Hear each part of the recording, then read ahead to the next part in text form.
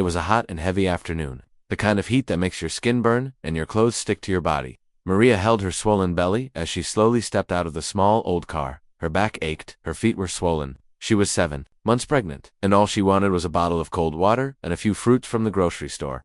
The parking lot was half empty, the sun beating down like fire. She wiped her forehead, took a deep breath, and closed the car door gently, careful not to make any sudden movements. Her movements were slow, tired, the kind only a mother with a life growing inside her could understand. Across the street a police car rolled in. The siren was off, but the engine sounded angry, like it carried something more than just fuel, something darker. The driver was Officer Rick. Everyone in the area knew him. Tall, white, bald-headed with sunglasses always covering his cold eyes. He had the kind of walk that made people step back without realizing why. And today, he had spotted something or someone that made his blood rise. Maria. He watched her quietly for a moment, then got out of his car and slammed the door hard. His boots hit the ground fast and firm, as if the world needed to hear he was coming. He walked toward Maria without smiling.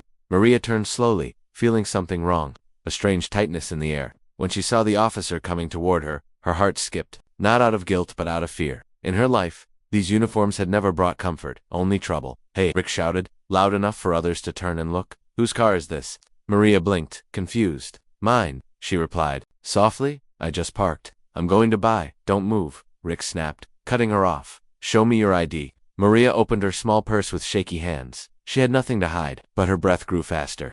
Why was he acting like this? She gave him the ID. He barely looked at it. His eyes were on her skin, her accent, her belly. "You got drugs in the car?" he asked. "No, nothing," she said quickly. I said step back," he shouted. More people in the lot had started watching. A man pulled out his phone and began recording. Another woman whispered, "She's pregnant." "What's he doing?" Rick didn't care. His jaw was tight, his voice louder now. "Put your hands up." Maria was terrified. "Please," she said. "I'm pregnant. I didn't do anything." But Rick didn't stop. He moved forward fast. He grabbed her wrist. She pulled slightly back, not to fight him, but to protect her stomach. That small motion was enough for Rick. He shoved her. She fell. A scream tore through the air. Maria hit the hard ground with a cry of pain. Her belly hit first. Her face twisted in shock and fear. She gasped for air. People ran toward her, shouting. Man recording was now screaming too. He pushed a pregnant woman. "She's bleeding. Look at her belly." Rick stepped back like nothing happened. She resisted. He said to no one in particular, but no one was listening to him anymore. All eyes were on Maria. She held her stomach, tears streaming down her face. My baby,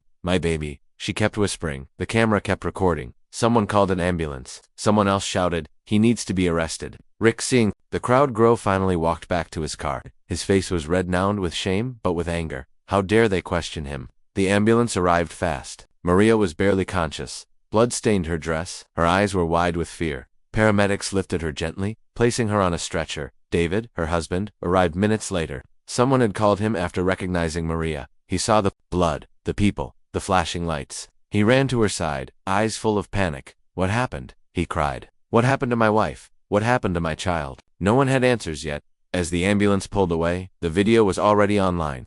Within hours it was shared thousands of times. People were angry. People were crying. The title under the video was clear. "Racist Cop Pushes Pregnant Woman to the Ground," caught on camera, but Maria was not watching the video. She was lying in a hospital bed, connected to machines, eyes closed. Doctors moved around her quickly. The baby's heartbeat was slow, too slow. Nurses whispered to each other. One nurse held Maria's hand and said gently, "Stay with us. Stay strong, your baby needs you."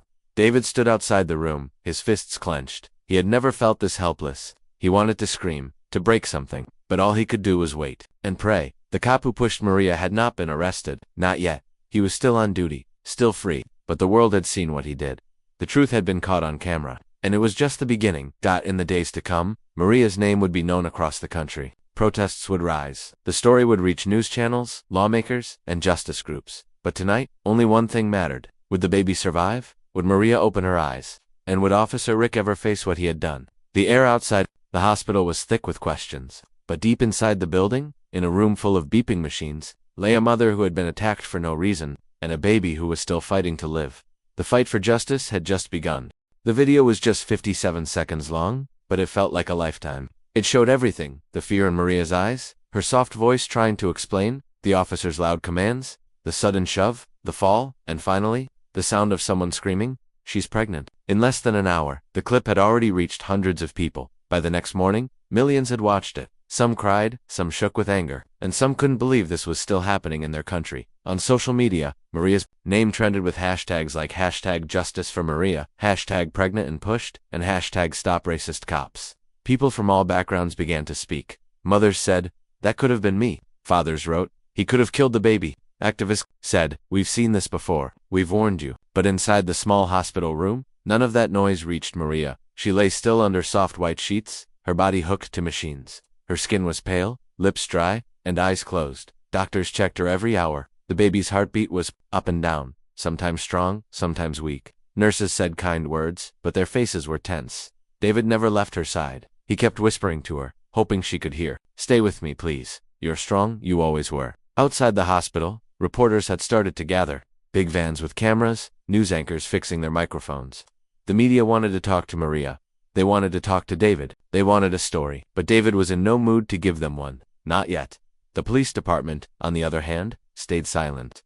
Their official post on social media was cold and short. "We are aware of the incident involving Officer Rick Ann. Internal review is underway. No further comment at this time." People were furious. "Review, he pushed a pregnant woman." One person wrote, "He should be in jail," shouted another. A storm of anger was rising, and the police department didn't seem to care. Inside, the department officer Rick sat at his desk like it was just another day. He wasn't fired, he wasn't suspended, not even a warning. A few officers looked at him differently now. Some shook their heads, others didn't say a word. Rick didn't care. He believed he had done nothing wrong. "She looked suspicious," he told a colleague. She wasn't listening, but deep down, he knew the world had seen too much this time. Maria's cousin, Lena, was the first family member to speak to the press. With tears in her eyes, she stood outside the hospital and said, "Maria is not a criminal. She's a teacher. She was buying food. She was attacked while carrying her unborn child. What kind of country allows this?" Her words hit millions. People began protesting, first in front of the hospital, then in the streets.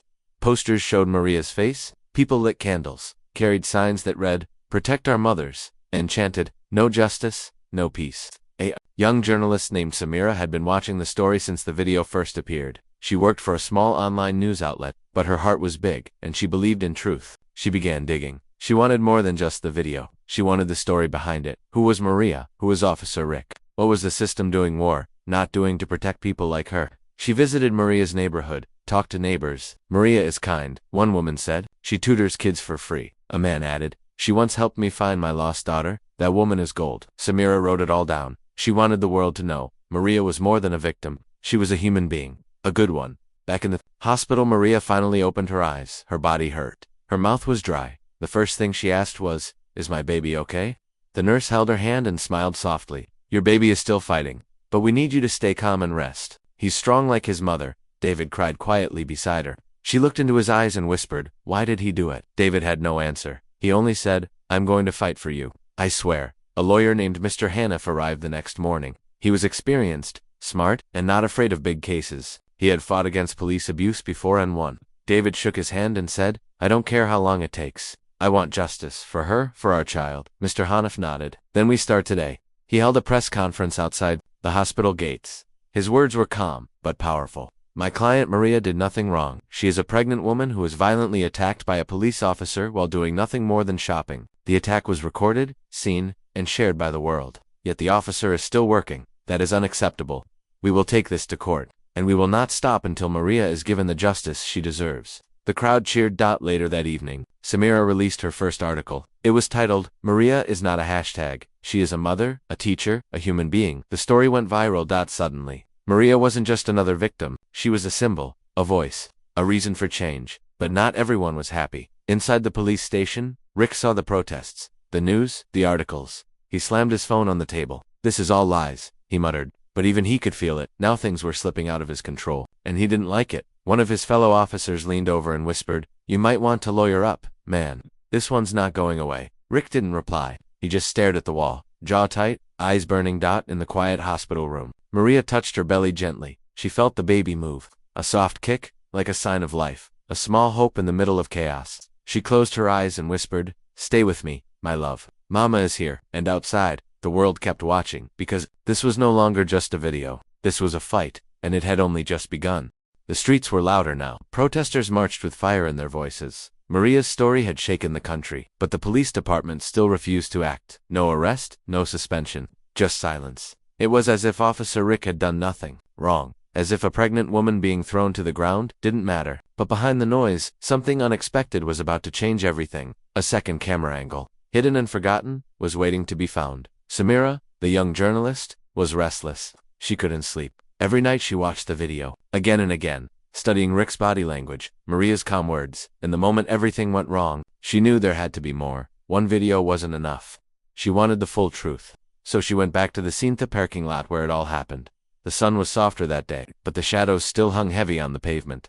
Samira walked from one shop to another, showing her press card and asking the same question again and again. Do you have security cameras facing the lot? Most shopkeepers shook their heads. Some ignored her, but then, outside a small electronics store, a tired old man nodded slowly. Yes, he said. We have a camera, it faces the lot. What? Samira felt her heartbeat rise. Did it capture what happened to the pregnant woman? The old man rubbed his chin. Maybe no one asked me yet. Come, let's see. Inside the shop, the lights flickered. Security screen was small, and the footage blurry, but the moment Samira saw the angle, she gasped. It was perfect. It showed everything from the side, Maria standing calmly, Rick approaching her with speed, shouting, and most importantly it showed his hand clearly. The shove, the fall, the truth. Samira asked the old man for a copy. He hesitated. They warned me not to share anything, he said quietly. Who warned you? Someone from the department, he said. Told me to delete it. Samira leaned in, her voice low. If you delete this, they win. But if you share it, Maria gets justice. A child might live because of you. The man looked at the screen for a long time, then nodded. Take it. I won't be part of hiding the truth. That night, Samira posted the second video on her news page. It spread even faster than the first. People watched the second angle in shock. Now there was no question. Maria was calm. Rick was aggressive. He didn't just guide her down. He shoved her hard. People who had doubted Maria's side now had nothing to say. The truth was right in front of them. Again. This second video broke something open. News channels replayed it side by side with the first. Commentators argued, louder. Celebrities joined the protests. More than 20 city blocks filled with people chanting, we saw it twice. Now do what's right. Inside the hospital, Maria watched the new video with tears in her eyes. That's it, she whispered. That's what happened. David sat beside her, holding her hand. Now they have to believe you, he said. Now the world knows. But inside the police department, tension exploded. Chief Wallace called an emergency meeting. His voice was angry and cold. You didn't tell me there was another angle, he snapped at Rick. I didn't know, Rick muttered. It's just a stupid shop cam. Well, that's stupid. Cam is now national news. Do you realize what you've done? For the first time, Rick looked nervous. His confidence cracked. He stood in the corner while the chief called in the city's legal team. The mood was changing. They couldn't protect him much longer. Outside the department, another protest formed. This time, it wasn't just students and activists. Lawyers, doctors, teachers, people from all walks of life stood side by side. An old woman held a sign that said, "If Maria falls, we all fall." Meanwhile, Samira continued digging. She wanted more than just video proof. She wanted Rick's full record. She requested files from the department under public law. What she found next was worse than anyone expected. 3 complaints. 3 different women. 3 past cases. All involving Officer Rick. One woman said he yelled at her for walking too slowly. Another said he searched her car without reason. A third had claimed he shoved her too, but her case had been dropped due to lack of evidence. Now, Samira had the proof. She published an article titled, "How Many Women Did Officer Rick Push Before Maria?" This article made lawmakers speak. City officials held press conferences. One councilwoman said, "If this is how Officer Rick treats the public, how many others are still silent?" Pressure grew. The department had no choice. Officer Rick was finally suspended without pay. But to the people, it was still not enough. Maria's lawyer, Mr. Hanif, stepped up. "This is progress," he said. "But we want charges. We want a court date, and we want him behind bars." That same night, someone slipped an envelope under Samira's door. Inside were copies of more documents, training evaluations, notes from supervisors. One line stood out. Officer Rick shows signs of anger control issues, recommend close monitoring. They had known, and still let him patrol the streets. Maria, now stronger, gave her first statement from her hospital bed. Her voice was soft but firm. "I'm not just fighting for me. I'm fighting for every woman who is pushed, hurt, or silenced. My child deserves to be born in a world where police protect, not attacked." And still, the baby inside her kept fighting, the heartbeat, now stronger, steadier. The doctor smiled one morning and said, "He's a fighter, just like you." Maria closed her eyes, breathed deeply, and whispered, "I won't stop. Not until justice is done." The camera had caught the truth, but the war was just beginning. The hospital room was quiet, but Maria's heart was loud. Every beat was a reminder that life was still inside her, fighting. She stared at the ceiling, the soft hum of machines surrounding her. tubes in her arms, wires on her belly. Monitors, blinking quietly in the dark. She could feel the baby move sometimes. Light kicks, tiny turns, but the doctors said it wasn't enough. They were watching everything, every moment. She was 7 months pregnant, and now every hour mattered. One mistake, one wrong move, and she could lose everything. David sat beside her, face pale, hands locked tightly together. He hadn't shaved in days. His eyes were red. He hadn't cried in front of Maria, but he cried in the hallway when she slept. Seeing her like this broke something in him. This was the woman who used to dance while washing dishes, who sang to their baby before it even had ears to hear. And now she lay in a bed, unable to walk, her body covered in bruises, because a man in uniform decided to treat her like an enemy. Every few hours, nurses walked in quietly, checking machines, adjusting her position, whispering updates. The baby's heartbeat is steady, but not perfect, one nurse said. We need to keep monitoring. Any stress can change things fast. Maria nodded weakly, trying to be brave, but inside, she was scared. The nights were the worst. She would wake up and panic, thinking she was falling again. She would see Officer Rick's face in her dreams, cold eyes, angry voice, his hands pushing her down. Sometimes she screamed. Nurses would rush in. David would hold her. It's okay, he'd whisper. He's not here. You're safe. But was she? Outside the hospital? Maria's name was now known everywhere. She had become a face of injustice. Some people loved her, others hated her. Strangers sent flowers, cards, and prayers. But one night someone left a message in red paint on the hospital wall. She's lying. Cops protect us. Security cameras caught nothing. The hospital increased protection. Police guards were placed near her door. Ironically, Maria was now being protected by the same kind of men who had once hurt her. She didn't speak to them. She COULDN, single quotes T.1, afternoon. The doctor entered the room with serious eyes. We need to talk, he said. David stood up quickly. Is it the baby? The doctor nodded. Yes, we've been watching closely.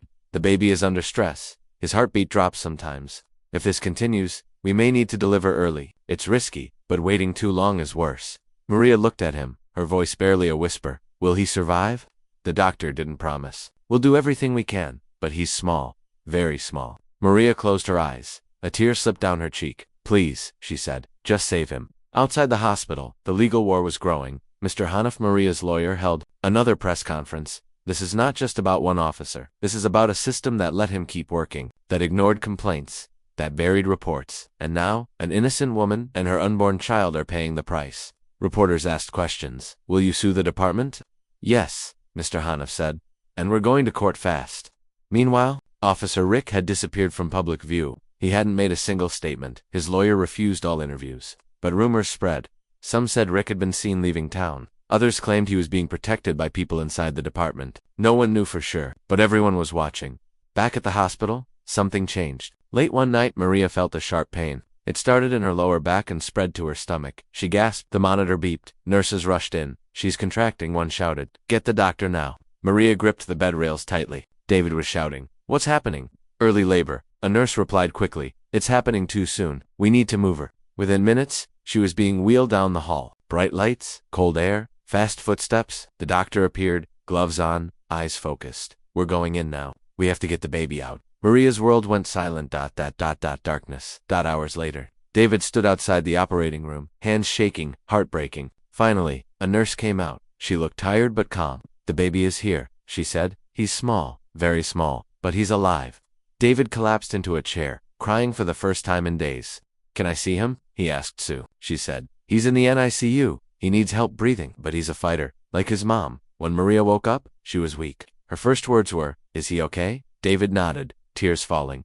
He's tiny, but he's here. He made it. Maria cried quietly. Thank God. The hospital released a photo later that day. Tiny fingers wrapped around a nurse's glove, eyes closed, wires everywhere. The caption read, Baby Amir, born early, born strong. The photo went viral. People who had once only seen Maria as the pregnant woman who got pushed now saw her as a mother, a warrior, and her soon a symbol of survival. But the fight wasn't over. Mr. Hanif now pushed harder. They almost killed this baby. We will not let them walk away. Samira, the journalist, published a new article, Born into Injustice, the baby who survived police brutality. More people marched, more people shouted. Even city leaders were now under pressure. The mayor called for an emergency council. A senator tweeted, This baby's cry should wake us all. Inside the NICU, Maria stared at her son through the glass. She couldn't hold him yet, but she whispered, I'll protect you, no matter what. And somewhere across the city, Officer Rick watched the news, face pale, fists tight. He knew. Now he couldn't hide forever. The child he tried to silence.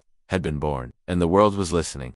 The city had changed. The streets still looked the same: busy roads, old buildings, people rushing from one place to another, but something in the air felt different now. It wasn't just anger anymore, it was something deeper. A quiet storm of truth that had been hiding for years was finally waking up. And at the center of it all stood Maria, her newborn son, Amir, and the cop who had almost destroyed both. Inside the hospital, Maria sat in a wheelchair beside the glass window of the NICU. Her body was still weak, but her eyes were sharp. She watched Amir every second. He was the size of a small doll, wrapped in tubes and wires, his chest rising and falling slowly with each breath. Nurses called him the little lion. Doctors said he was a miracle. But Maria didn't see him as a miracle. She saw him as her reason to keep fighting. Every day she whispered to him, "You were never supposed to enter this world like this. But now that you're here, I'll make sure you grow up in a better one." While she waited and healed, the outside world was shaking. Mr. Haniff was building a case not just against Officer Rick but against the entire police department, and he had helped. Samira, the young journalist, had uncovered more than just Rick's bad behavior. She had found files, interviews, and ignored complaints that pointed to something much darker. One night, Samira sat in her apartment, surrounded by papers. She had printed every complaint against Rick from the past 10 years. There were 5 total, 3 of them involved women of color. One was from a teenage boy who said Rick shoved him against a wall for talking back. And the last one was from a fellow officer, a man who had quietly written a warning note to his supervisor 2 years ago. The note said, "Rick is dangerous. He targets certain people. One day he's going to hurt someone badly." Samira couldn't believe it. This wasn't just about one bad cop. This was about a department that knew and looked away, again and again. She published her next article. They knew how the police department protected Officer Rick. It went viral within minutes. The article exposed everything. Internal emails, ignored complaints, a culture of silence. Her final sentence hit the hardest. Maria's fall wasn't an accident. It was the result of years of silence, power, and racism hiding behind a badge. By morning, the police chief was forced to speak. At a press conference, Chief Wallace stood stiffly behind a podium. Cameras flashed, reporters shouted. His face was pale. "We are reviewing past complaints against Officer Rick," he said. "We take all allegations seriously." A reporter shouted, "Why didn't you act before?" Wallace hesitated. "Mistakes were made," he said. "We're working to correct them." But it was too late. The world had seen the truth. And Maria? She was now the name on every banner, every protest sign, every courtroom file. Inside the hospital, David read the article aloud to Maria. Her hands trembled. "They knew," she whispered. "They let him near people after everything." David nodded, his jaw tight. "We're going to destroy them in court." That same day, something unexpected happened. A man named Officer Daniels retired now, but once Rick's partner asked to speak to Mr. Haniff, he wanted to testify. "I can't stay silent anymore," he said. "I saw what Rick did. I heard how he talked. I reported him once, but nothing changed." Mr. Haniff asked, "Why are you speaking now?" Daniels looked down. "Because Maria's son didn't ask to be born into this. And maybe if someone had spoken up earlier, he wouldn't be fighting for his life." When Daniels' name became public, more police officers began talking quietly at first. Whispered messages, anonymous emails. Some said Rick had power because he had friends in high places. Others said he was feared. One even said he made people think he was untouchable. But now, he wasn't. Samira received a message from someone inside the department. A single line. "Check the training files. You'll see how deep this goes." She did what she found was shocking. During his first year, Rick had failed a mental health evaluation. The department noted aggressive tendencies, authority issues, and racial bias concerns. Instead of removing him, they put him in a supervised training program for 6 months and then sent him back to patrol. No follow-up. No review. Samira published the story under the headline, "Broken from the Start: How the System Built Officer Rick." Public anger exploded. The city council was forced to call an emergency hearing. Citizens demanded action. "Fire the chief." One woman shouted, "Investigate the whole department." Another yelled. Maria watched it all from her hospital bed. The nurse turned the TV on low. Every time her name was mentioned, she felt a strange mix of pain and pride. She never wanted to be famous. She never wanted to be a symbol. But if her voice could change something, she would use it. That evening, Amir finally opened his eyes. Maria leaned over the glass and smiled. "There you are," she whispered. "You've been so brave." David stood beside her, wrapping his arms around her shoulders. "He's just like his mom." Amir's tiny fingers moved slowly. The doctor said he was getting stronger. He would need more time, more care. But he was breathing. He was living, and so was the fight for justice. Maria turned to David and said quietly, "We're going to walk into that courtroom one day, and I want them to see us. I want them to see the woman they tried to silence, and I want them to see the boy who survived." David nodded. "They'll see us, and they'll never forget us." In the heart of the city, truth was no longer hiding. It was speaking loudly. and the people were finally listening. The courthouse was packed, not just with lawyers and reporters but with people, mothers holding signs, students with notebooks, families sitting shoulder to shoulder, waiting, watching. It was the day everyone had been talking about. The day Maria would face the man who had tried to break her. At the day truth would step into a courtroom and speak. Maria entered slowly, dressed in a simple navy blue dress. Her steps were careful, her body still healing, but her eyes were calm and full of strength. In her arms, she carried something even more powerful than her words, her baby, tiny Amir, wrapped in soft blankets, resting quietly against her chest. He was stronger now, healthier, breathing on his own. The doctors had warned her not to bring him. Too much risk, they said. But Maria had replied with a firm voice, "He has every right to be here. He's part of this story too." The room went silent as she walked in. Even the judge paused for a moment, eyes following her. David walked beside her, carrying her bag and holding her hand gently when she paused to rest. Behind them, Mr. Henn walked tall, folders under his arm, his face focused like a man ready for battle. On the other side of the room sat Officer Rick, no badge, no uniform, just a black suit and a stiff tie. His face was expressionless, but his fingers tapped the table nervously. This was not the strong shouting man from the video. This was someone smaller now, cornered, afraid. The judge cleared his throat. "This is a civil trial for excessive use of force by Officer Richard Hayes against Maria Khan, a pregnant woman. Both sides will present evidence. Let the truth be heard." Mr. Hanif stood first. He didn't raise his voice. He didn't shout. His words were simple but sharp. "Ladies and gentlemen, we are here because a woman who did nothing wrong was attacked, pushed to the ground. Her child nearly died, and it was all caught on camera. This is not just about one bad moment. It's about a pattern. A man who was protected when he should have been punished. A department that turned its back. When it should have spoken up." He turned toward Maria. "This woman trusted the law, and the law betrayed her." Then it was the defense's turn. Rick's lawyer, tall and cold, walked to the center. "My client was doing his duty," he said. "He believed something was suspicious. He followed procedure. What happened was tragic, yes, but not criminal." The courtroom murmured, but everything changed when the video played. First, the original video from the parking lot, the one that had started it all. The courtroom watched the moment Maria was pushed. The scream, the fall. Then the second angle clearer, sharper, showing Rick's hand, his force. The exact motion, silence, even the jury looked shaken. Then came the testimonies. Doctors explained the baby's injuries. Nurses described Maria's fear. Samira, the reporter, was called to speak. She told the court what she had found: 5 complaints, hidden files, ignored warnings. Finally, it was Maria's turn. She stood slowly, placing Amir into David's arms before walking to the stand. The courtroom watched her closely. Some people wiped their eyes before she even spoke. Her voice was soft but steady. "I'm not here to be a hero," she said. "I didn't ask for this. I was just going to buy food. I parked, I stepped out, and then everything changed." She paused, swallowing hard. He didn't see a mother. He didn't see a human. He saw someone who didn't look like him, and he decided I didn't belong. Tears rolled down her cheeks. I begged him. I told him I was pregnant. He didn't care. He pushed me. I felt my body hit the ground. I felt pain I can't explain. And then, I thought I lost my baby. The jury watched in silence. Maria looked over at Rick. "You never even said sorry. You left me there, bleeding, scared. You didn't see the baby kicking inside me. You only saw someone to control." She turned back to the judge. "I carried that child for 7 months. And in 1 second, he almost lost everything. But now he's here. He survived. And so did I. But I will never forget what you did to me." She stepped down, her legs shaking.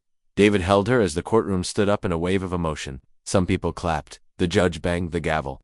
"Order in the court." Then came the surprise witness, Officer Daniels. He walked in with his badge in his hand but not wearing it. He sat down, voice heavy. "I trained with Rick. I saw things I didn't like. I filed a report. Nothing happened. That woman could have died. The baby could have died. And I can't stay quiet anymore." He looked directly at Rick. "You were wrong, and you know it." The courtroom erupted again. By the end of the day, it wasn't just about one incident anymore. The court had heard the full story, not just from Maria, but from the system that had tried to bury her truth. As everyone stood to leave, the judge said one final thing. "This court will review all evidence. A verdict will be given soon. But let me say this. What happened in that parking lot should never happen again. Anywhere." Maria sat down, exhausted but proud. Amir stirred in David's arms, eyes blinking open. "He did so well today," she whispered, kissing his forehead. David smiled. "So did you." Outside the courthouse, thousands waited. When Maria stepped out, the crowd cheered. Cameras flashed. People chanted her name, but she didn't wave or smile. She simply held her baby high, as if to say, "We are still here. We are still standing." And the fight was far from over. The courtroom had fallen silent again. The videos were played. The stories were told. Maria had spoken. The world had listened. But the final truth, a deep-buried truth, had not yet come out. People wanted justice, yes, but they also wanted understanding. How could something like this happen in a place meant to protect people? Why was Officer Rick never stopped before? That answer came from a man no one expected. Officer Michael Daniels. He had served for over 20 years. A tall man with gray hair and calm eyes. A man who had trained dozens of young officers, including Rick. And now, after months of watching the news, reading the articles, and seeing the pain in Maria's eyes, he decided to speak. Not behind closed doors, not in a hidden room, but in open court. He had been called as a witness by Mr. Hanif, Maria's lawyer. Everyone had expected more documents, more medical reports, maybe a statement from another protest leader. But when Daniels walked through the courtroom door, even Rick's lawyer looked confused. Daniels sat down in the witness chair and took a deep breath. He looked around the courtroom at the judge, at Maria, at Rick Hand, then began. I worked with Rick for 5 years. I trained him. I rode in the car with him during his early days, and I saw things that scared me. The courtroom shifted. People leaned in. Maria sat still, her hands gripping her dress. From the beginning, Daniels said, Rick had issues with control. He liked being in charge. Too much, and when someone didn't look like him, when someone had darker skin or spoke with an accent, his tone changed. He was colder, quicker to get angry. I reported this twice, but nothing happened. Mr. Hanif asked, what did you report? Exactly, Daniels answered without hesitation. I said he was showing signs of racial bias. I said he used unnecessary force on a young black boy during a stop. I said he shouted at a Latina woman in front of her children. My supervisors told me, we'll handle it, but nothing changed. The jury looked shocked. The judge leaned forward slightly. Daniels continued. The system protects its own. That's the truth. It rewards silence. If you speak up, you become a problem. If you ignore the bad, you get promoted. He looked straight at the judge. I know this isn't easy to hear, but this department failed Maria, not just Rick, the department. There was a pause. The air felt heavy. Then Daniels said something no one expected. I quit early because of Rick. I didn't feel safe standing beside a man like that with a gun and a badge. And the day I saw that video, the day he pushed that pregnant woman, I knew I couldn't stay quiet any longer. Maria looked at him with wide eyes. She didn't expect help to come from inside the very walls that once protected her attacker. For the first time, she saw someone wearing the same badge but speaking a different truth. Rick didn't look at Daniels. He stared at the floor, his hands clenched into fists. For the first time during the whole trial, he seemed small. The courtroom erupted. People whispered. Reporters scribbled faster. The judge had to call for order again and again. That evening, the news headlines were explosive. Veteran officer testifies, we let Rick hurt people. Police insider speaks out. Breaks blue wall of silence. Maria's fight sparks movement inside the force. Even other officers began speaking anonymously in interviews. One said, everyone knew Rick was a problem. Another said, we were told not to question him. A third said, if Officer Daniels had spoken sooner, maybe Maria wouldn't have suffered. Maria's lawyer, Mr. Hanif, stood outside the courthouse the next morning and told the crowd, this is not just about punishment, this is about prevention. The department must change. The silence must stop. We must protect women like Maria, before they're hurt, not after. That same week, 3 more complaints from other women were filed against Rick, older cases, hidden away, now uncovered. The department's lawyers tried to deny them, but the damage was done. Maria remained calm through it all. She didn't celebrate. She didn't smile in front of cameras. She stayed in her small apartment, rocking Amir to sleep, feeding him slowly, whispering lullabies. She told David, let them make noise. I'll save my voice for the final verdict. But, deep inside, she knew. The moment Officer Daniels broke the silence, the wall began to crack, and once one voice speaks, others begin to follow. It had been 3 long months. 3 months since Maria was pushed in that parking lot. 3 months of protests, courtrooms, sleepless nights, and whispered prayers. 3 months of watching her newborn son Amir fight for every breath in a cold hospital room. And now, it came down to one moment. The verdict? The courtroom was packed once again. People stood outside with signs. Some held candles. Some had baby toys tied to their backpacks. Some carried pictures of Maria and Amir. Reporters lined the sidewalks. Cameras pointed at the doors. Inside, Maria sat silently in the front row, Amir resting peacefully against her chest. He was bigger now, stronger. The tubes were gone, his breathing steady. A little fighter in a blue blanket. David sat beside her, holding her hand tightly. Mr. Hanif stood ahead of them, calm and confident. He had given everything to this case, but now it was out of his hands. Across the courtroom, Rick sat stiffly at the defendant's table, jaw clenched, eyes cold. He looked at no one, not even the jury. The judge entered, the room rose. The air felt heavy. Has the jury reached a verdict? The judge asked. The head juror stood. We have, Your Honor. Everyone held their breath. In the case of Maria, Khan versus Officer Richard Hayes. We find the defendant liable for use of excessive force, racial discrimination, and emotional trauma. Gasps filled the courtroom. Some people cried, some clapped. The judge quickly called for silence. Maria didn't move. She just closed her eyes and let the tears fall. David leaned in and kissed her forehead. Amir stirred gently in her arms, as if sensing the peace in the air. It was over. But it wasn't just about this one trial. The judge continued. Officer Hayes is ordered to pay full damages to the victim.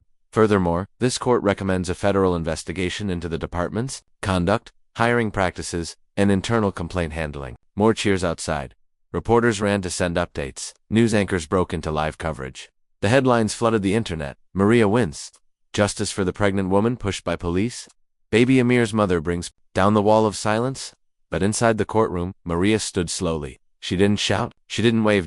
She simply walked forward, stood in front of the people, and held her baby high one last time. Not as a victim, not as a symbol, but as a survivor, a mother, and a voice that could no longer be ignored. Outside, the protests had turned into celebrations.